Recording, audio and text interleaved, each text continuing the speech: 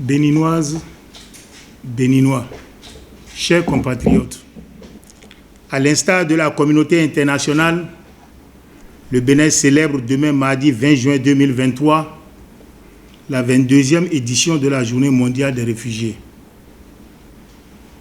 Instituée par la résolution 55-76, adoptée par l'Assemblée générale des Nations unies le 4 décembre 2000, cette journée a pour vocation de célébrer le courage et la persévérance des personnes forcées de fuir leur pays d'origine pour se rendre dans un autre pays afin de sauver leur vie.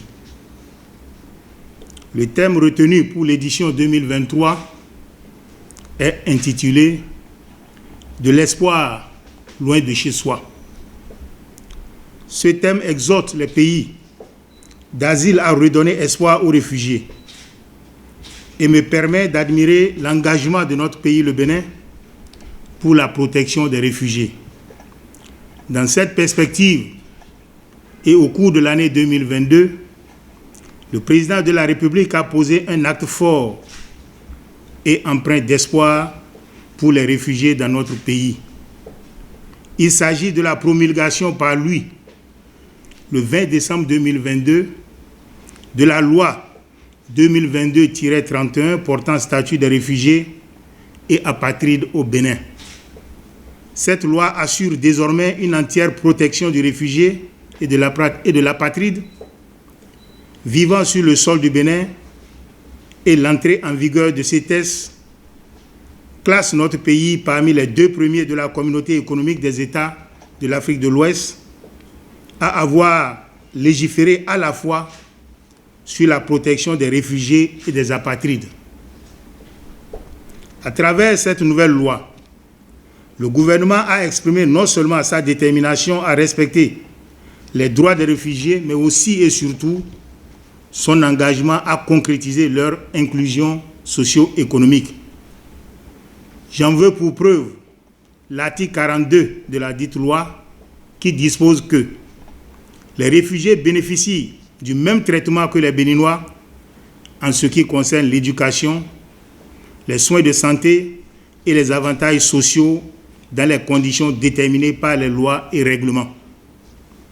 Les réfugiés vulnérables ou en situation de précarité identifiés sont orientés vers les structures appropriées pour y recevoir l'assistance nécessaire.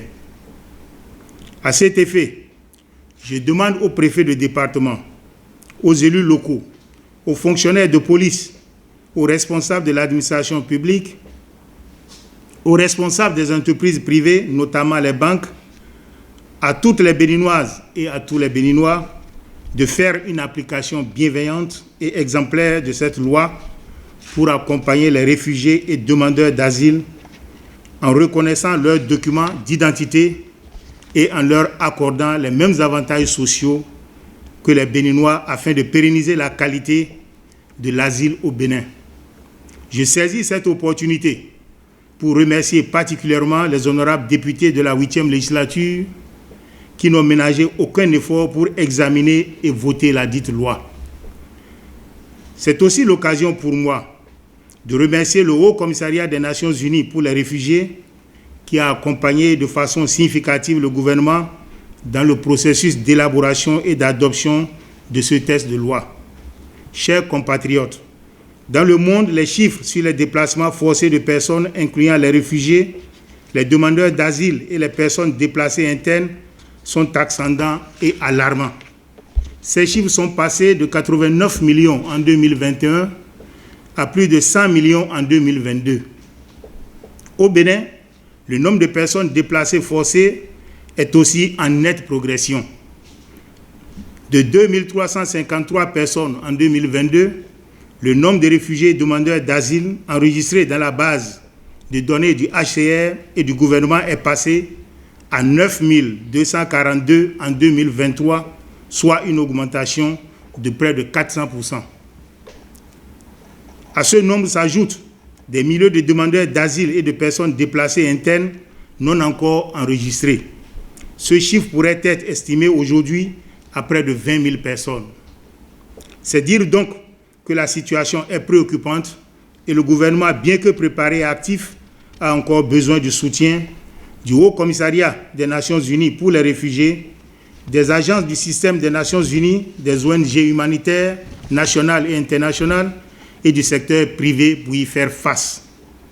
Pour marquer l'édition 2023 de la Journée mondiale des réfugiés, mon département accordera au nom du gouvernement un appui financier symbolique d'un montant de 50 000 francs CFA par ménage pour un nombre de 60 ménages de réfugiés parmi les plus vulnérables pour les activités génératrices de revenus.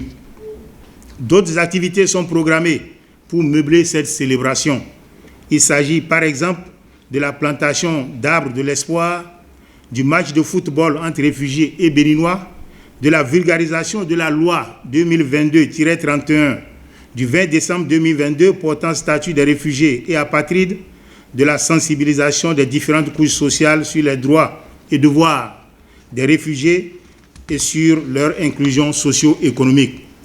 Je suis convaincu que si nous nous mettons ensemble et que nous mutualisons nos efforts, nous réussirons à donner l'espoir d'un meilleur avenir à tous les réfugiés et demandeurs d'asile au Bénin, bien qu'ils soient loin de leur pays d'origine.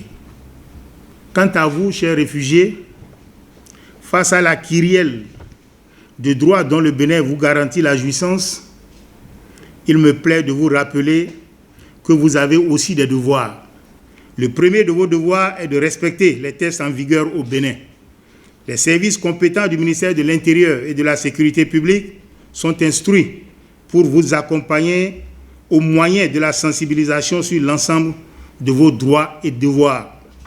Enfin, c'est pour moi l'occasion et le lieu de renouveler nos remerciements à toutes les Béninoises et à tous les Béninois et à tous les partenaires du Bénin qui font preuve de solidarité à l'endroit des réfugiés aux côtés du gouvernement.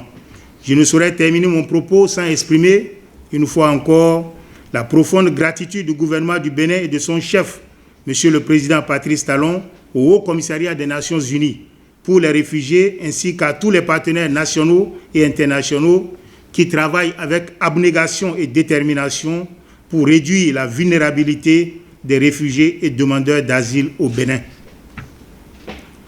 Je nous exhorte tous à accroître nos efforts dans la protection des réfugiés et à investir davantage dans des solutions durables susceptibles de concrétiser leur espoir. Vive les réfugiés, vive la coopération internationale.